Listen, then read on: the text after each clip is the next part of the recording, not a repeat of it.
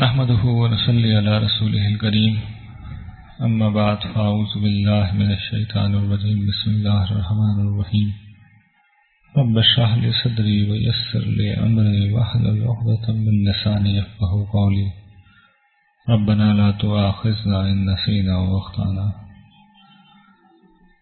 ناظرین، ہم سورہ ہود کا مطالعہ کر رہے ہیں جس میں رسول اللہ صلی اللہ علیہ وسلم سے قبل آنے والی ان اقوام کا تذکرہ ہے جن کے پاس اللہ تعالیٰ نے اپنے رسولوں کو بھیجا۔ آج حضرت شعیب علیہ السلام کی قوم کا مختصر احوال ہم دیکھ لیتے ہیں۔ اس قوم کے بارے میں تھوڑی سی تفصیل پہلے جان لیجئے۔ یہ وہی میپ میں آپ کے سامنے لے آتا ہوں تاکہ آپ کو سمجھنے میں آسانی رہے۔ یہ قوم شعیب علیہ السلام کا علاقہ ہے، یہ سرزمین عرب ہے، آج بھی ایسا ہی ہے، اور اس کا جو شمال مغربی حصہ ہے یہ پیچھے شام و فلسطین ہے۔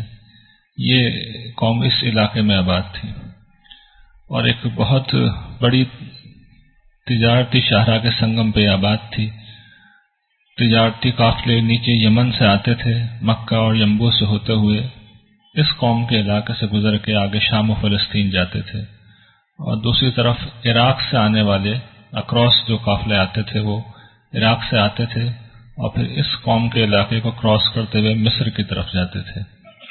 تو بہت بڑی یہ تجارتی اشارہ تھی، اس کا ایک طرح سے سمجھیے کہ یہ سنگم تھا، چوراہا تھا، اور یہیں پہ پھر بڑے پیمانے پہ خرید و فروخت ہوتی تھی۔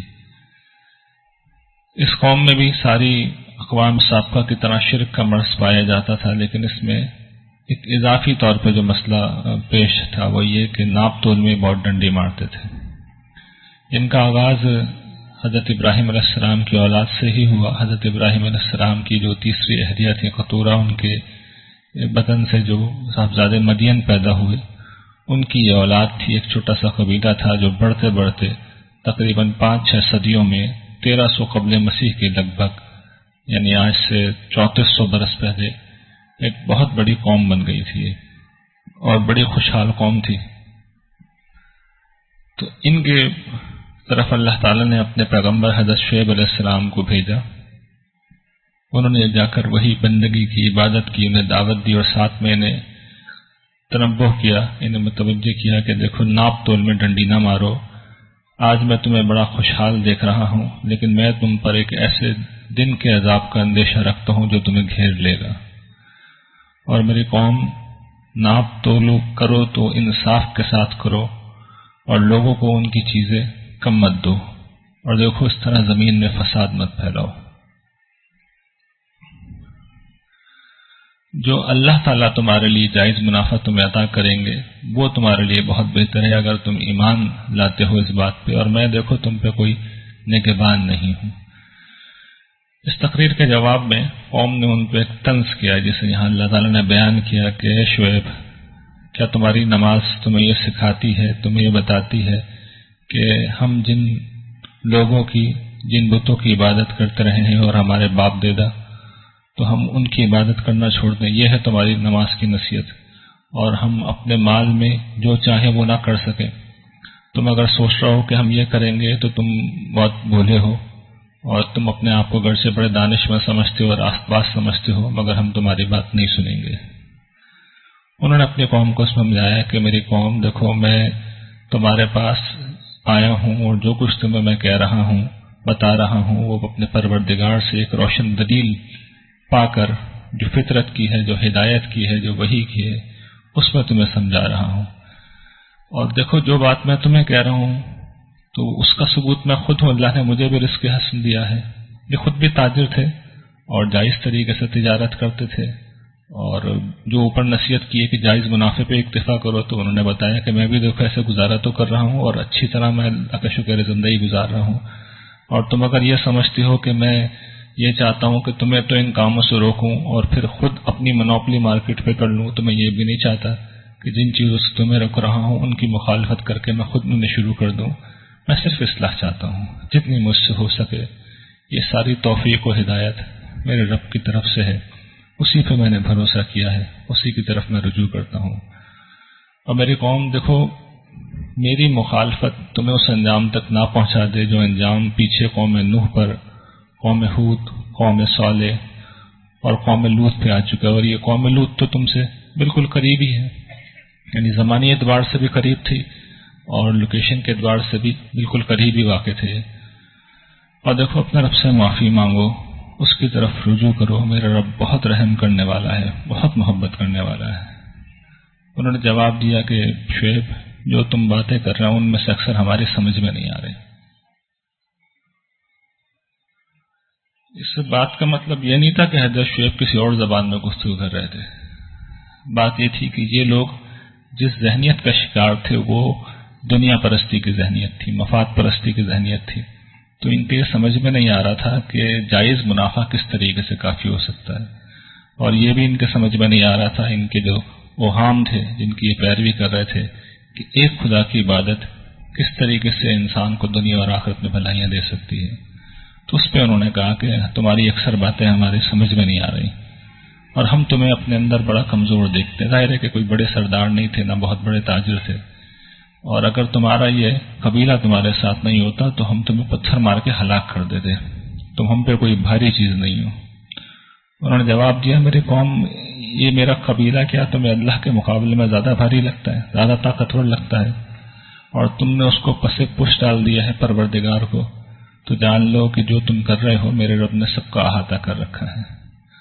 تو تم بس اب کیے جاؤ جو تم کر رہے ہو اپنی جگہ پہ، اور جو مجھے کرنا ہے میں بھی کر رہا ہوں. جلد تم جان لو گے کہ کس کے اوپر ذلت کا عذاب آتا ہے، کون جھوٹا ہے. تم بھی انتظار کرو، میں بھی انتظار کر رہا ہوں. یہاں یہ تفصیل بیان نہیں ہوئی ہے جو پیچھے سورہ اعراف میں گزر گئی ہے کہ ان کی قوم ان کے ایمان لانے والوں کو بہت تنگ کر رہی تھی، اور صورتحال آخر میں یہ ہو گئی تھی کہ انہوں نے دھمکی دے دی تھی کہ یا تو تم اس دین شرک پہ لوٹ آؤ، اور نہ ہم تم سب کو نکال دیں گے یہاں سے. اس صورتحال میں پھر حضرت شعیب نے اپنی دعا کی تھی کہ ربنا افتح بیننا وبین قومنا بالحق وانت خیر الفاتحین، پروردگار اب فیصلہ کر دے میرے اور میری قوم کے بیچ میں، تو سب سے اچھا فیصلہ کرنے والا ہے. تو پروردگار نے پھر فیصلہ کیا، اور اس کا فیصلہ آیا. فیصلہ یہ تھا کہ شعیب علیہ السلام اور اہل ایمان کو نجات دے دی گئی. پروردگار نے اپنی رحمت سے، اور جو ظالم تھے ان کو ایک زبردست کڑک نے آ لیا، اور وہ اپنے گھروں میں اوندھے پڑے رہ گئے. اس قوم پہ جو عذاب آیا تھا اس کی تفصیل بھی سمجھ لیں. آسمان پہ جو قرآن نے نقشہ بیان کیا مختلف مقامات پہ، آسمان پہ بادلوں کا ایک سائبان سا بن گیا تھا، گھیر لیا تھا چاروں طرف سے بادلوں نے، اور اس کے بعد ایک زوردار دھماکہ ہوا. کڑک تھی لیکن وہ کڑک اتنی زیادہ شدت میں بڑی ہوئی تھی کہ وہ دھماکہ بن گئی، اور اس کی شدت اتنی زیادہ تھی کہ جہاں صیحہ کا لفظ ہے دوسری جگہ پہ رجوہ کا لفظ ہے، یعنی وہ گویا کہ زلزلے کی طرح اس نے ان کو ہلا کے رکھ دیا تھا، ان کی زمین کو، اور وہ پھر ایک لمحے کے اندر ہی سب ہلاک ہو گئے. اور پھر قرآن تبصرہ کرتا ہے کہ گویا کہ کبھی وہاں وہ بسے ہی نہیں تھے. اور اہل مدین پہ بھی ایسے لعنت ہوئی جس طریقے سے سمود پہ ہوئی تھی. سمود بھی اسی طرح ہلاک ہوئے تھے، ایک زوردار کڑک اور ایک دھماکہ، اور اس کے ساتھ وہ ہلاک ہو گئے تھے.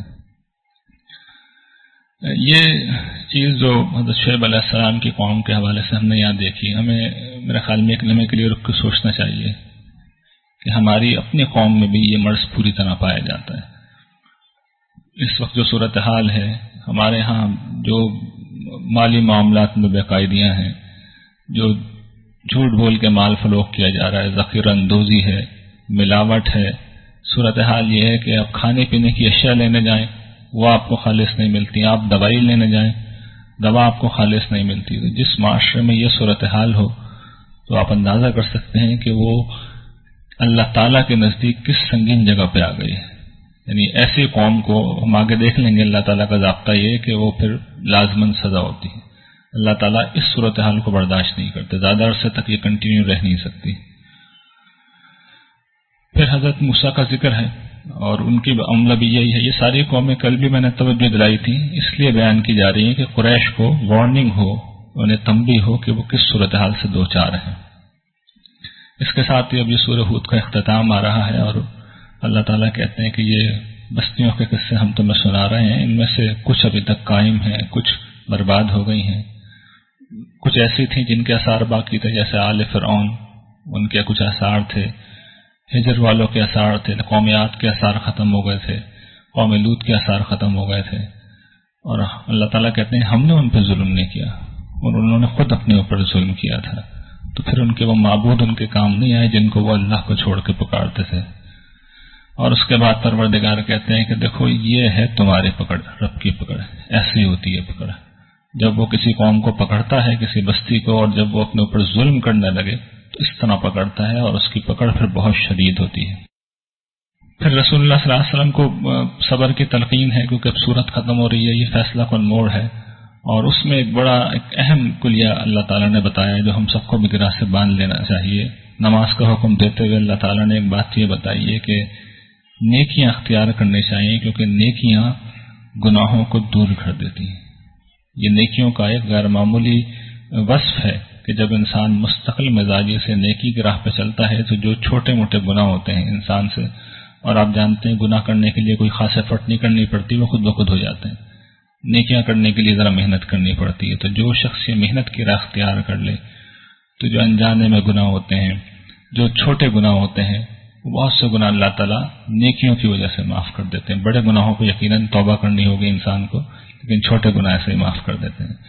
اور پھر حکم یہ ہے کہ صبر کرو، اللہ تعالیٰ نیکوکاروں کا اجر ضائع نہیں کرے گا۔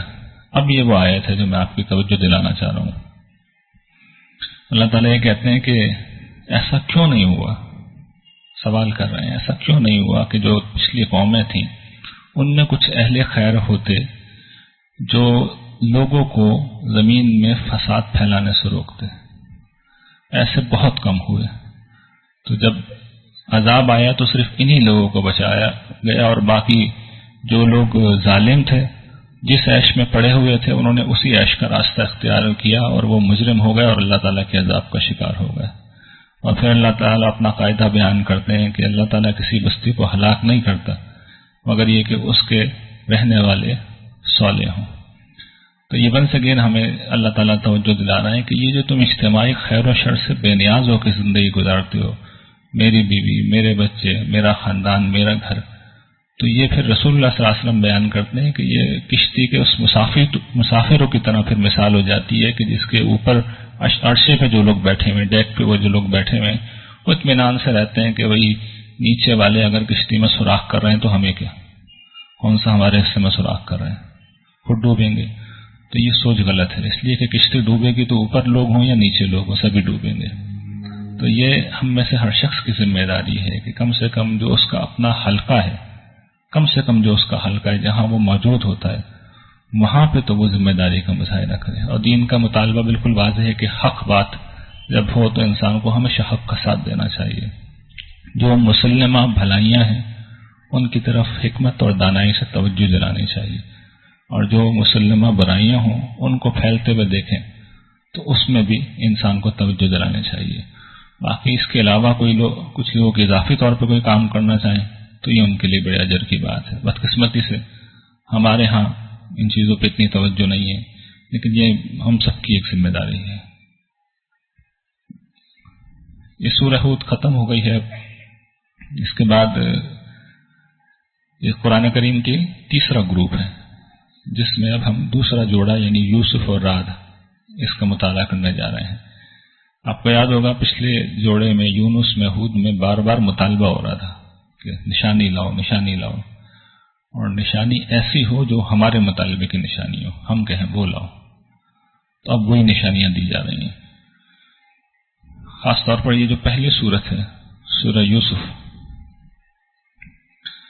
یہ اس اعتبار سے کہ قرآن کریم نے اس کو بہترین قصہ بھی قرار دیا ہے، احسن القصص بھی قرار دیا ہے کہ یہ رسول اللہ صلی اللہ علیہ وسلم کی سیرت کا گویا کہ ایک پیش گوئی تھی اس کے بارے میں کہ جو قریش اس وقت رسول اللہ صلی اللہ علیہ وسلم کے ساتھ کر رہے ہیں، جلد یا بدیر ان کے ساتھ وہی کچھ ہوگا جو یوسف علیہ السلام اور ان کے بھائیوں کے ساتھ ہوا تھا، اور بہت جلد رسول اللہ صلی اللہ علیہ وسلم غالب آ جائیں گے، ان کو اقتدار مل جائے گا، زمین کا اقتدار ان کو دے دیا جائے گا، اور ان کے خلاف سازشیں کرنے والے، ان کی مخالفت کرنے والے یہ مغلوب ہو جائیں گے۔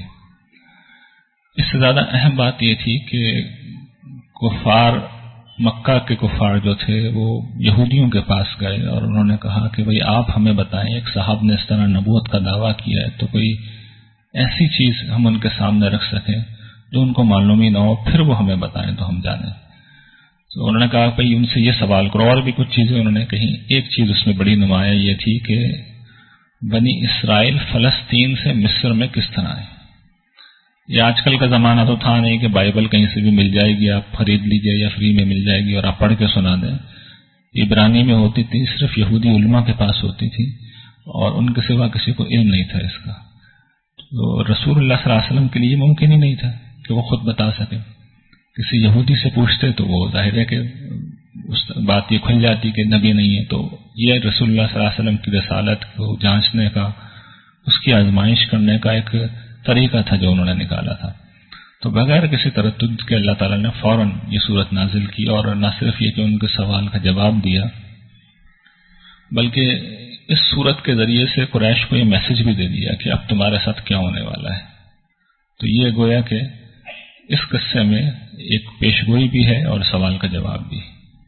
اس کی تمہید میں وہی بات کہ یہ اللہ کی قرآن کریم اللہ کی نازل کردہ کتاب ہے، اور پھر پورا واقعہ ہے جو تقریباً 100 کے قریب آیات میں بیان ہوا ہے، اور جو میں نے عرض کیا کہ یہ رسالت کی نشانی بھی ہے اور غلبہ رسول کی پیشگوئی بھی۔ یہ طویل قصہ ہے، اس کی ظاہر ہے کہ اور یہ واحد قصہ ہے جو قرآن میں صرف ایک ہی جگہ آیا اور پوری تفصیل کے ساتھ آیا، بالکل جزیات میں جا کے آیا۔ میں اس کا اگر صرف ترجمہ ہی پڑھنا شروع کروں گا تو کافی وقت لگ جائے گا، میں اس کو اختصار کے ساتھ آپ کی خدمت میں بیان کر دیتا ہوں۔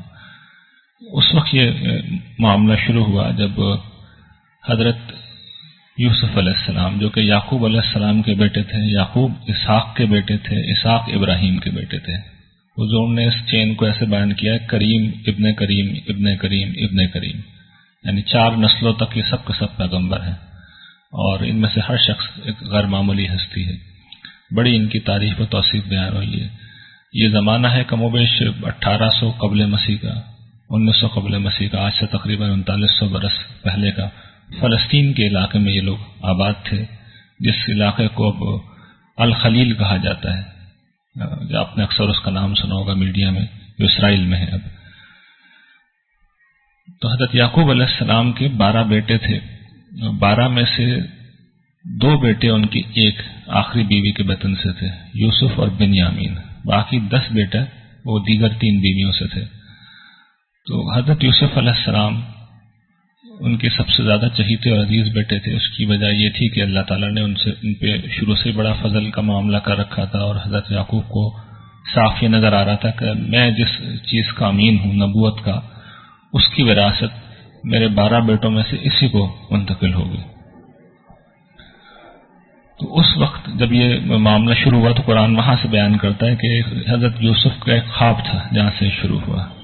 حضرت یوسف نے اپنے والد صاحب حضرت یعقوب کے پاس آ کے کہا کہ ابا جان، میں نے خواب دیکھا ہے کہ 11 ستارے اور سورج اور چاند، میں یہ دیکھ رہا ہوں کہ مجھے سجدہ کر رہے ہیں۔ انہوں نے اپنے بیٹے سے کہا کہ بیٹا دیکھو، اس خواب کو اپنے بھائیوں کو مت بتانا۔ وہ سمجھ گئے کہ یہ ایک عظیم پیشگوئی ہے، اور جو ابراہیم علیہ السلام کے بارے میں اللہ تعالیٰ کی ایک پیشگوئی تھی کہ تمہاری اولاد دنیا پہ چھا جائے گی، اقتدار ملے گا، غلبہ ملے گا، تو انہیں محسوس ہو گیا کہ یہ سب کچھ میرے اس بیٹے کے ذریعے سے ہوگا۔ تو انہوں نے کہا بیٹا یہ بات اپنے بھائیوں سے مت کہنا، اس لیے کہ شیطان انسان کا دشمن ہے، اور اس کے بہکاوے میں آ کر وہ لوگ تمہارے خلاف کچھ سازشیں نہ کرنے لگے۔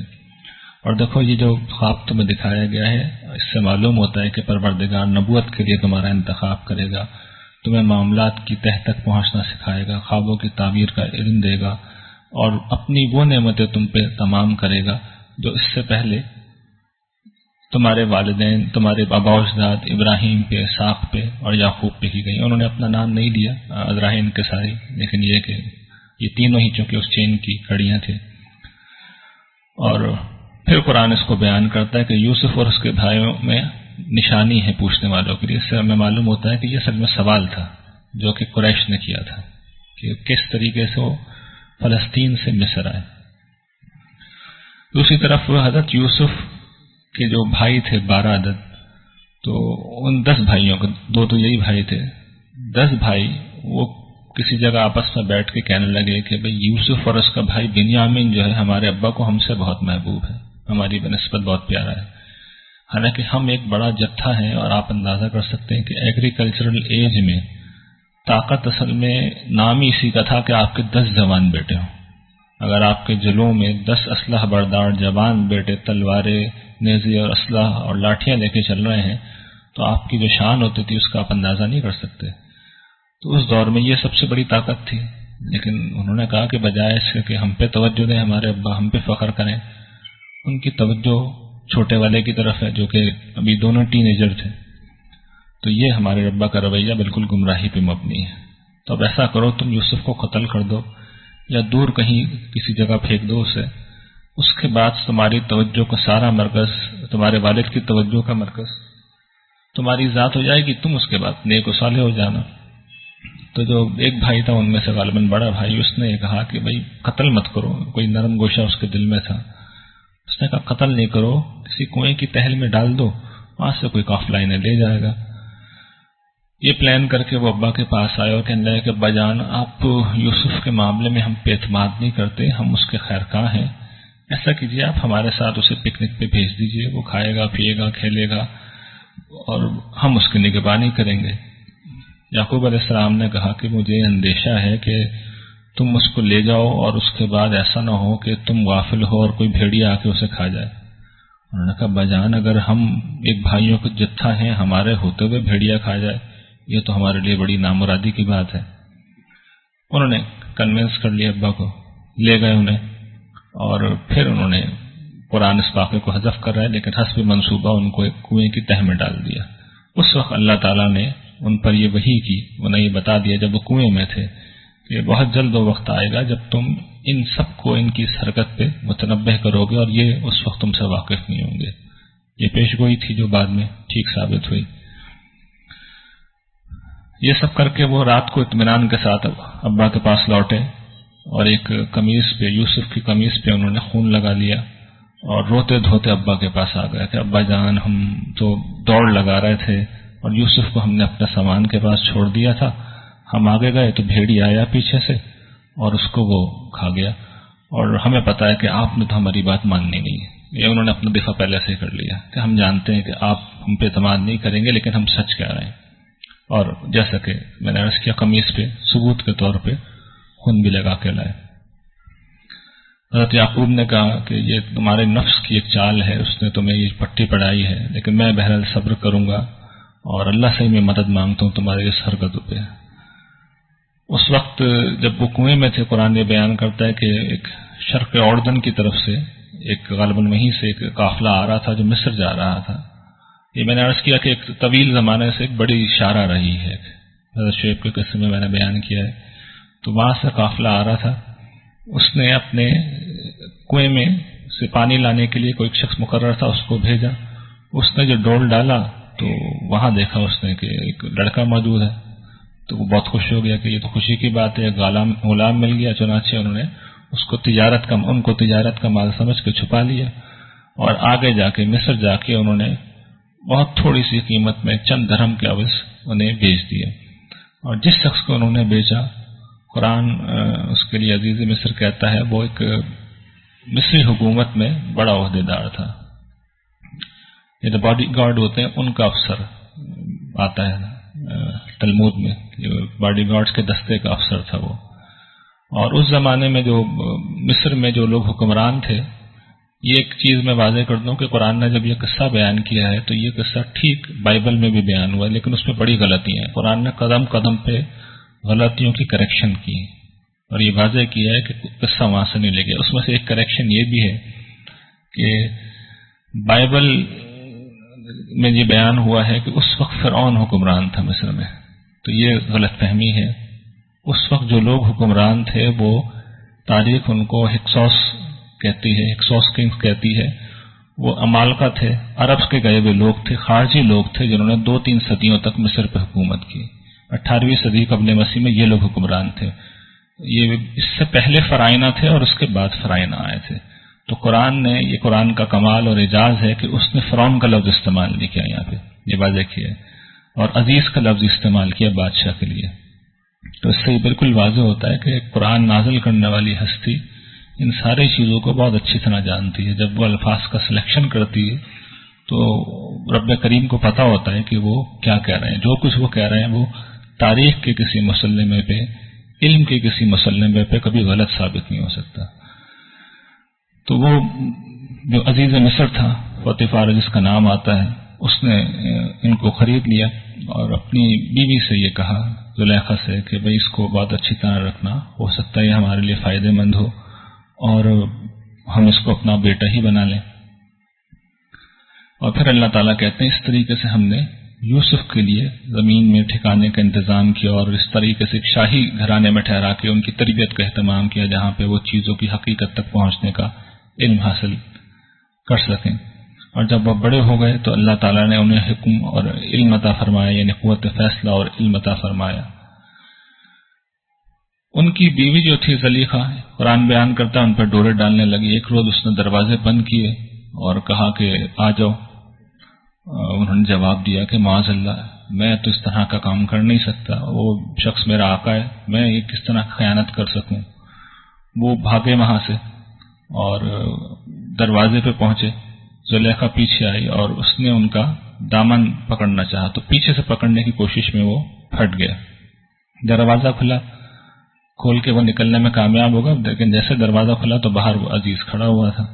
اس کی بیوی نے جیسے ہی اس کو دیکھا تو فوراً پاسا پلٹ لیا اور کہا کہ تم خود بتاؤ کہ جو شخص تمہارے گھر والوں کے ساتھ بدکاری کا ارادہ کرے تو اس کی سزا سوائے قید میں ڈالنے کے یا کوئی بڑی سزا دینے کی کیا ہو سکتی ہے.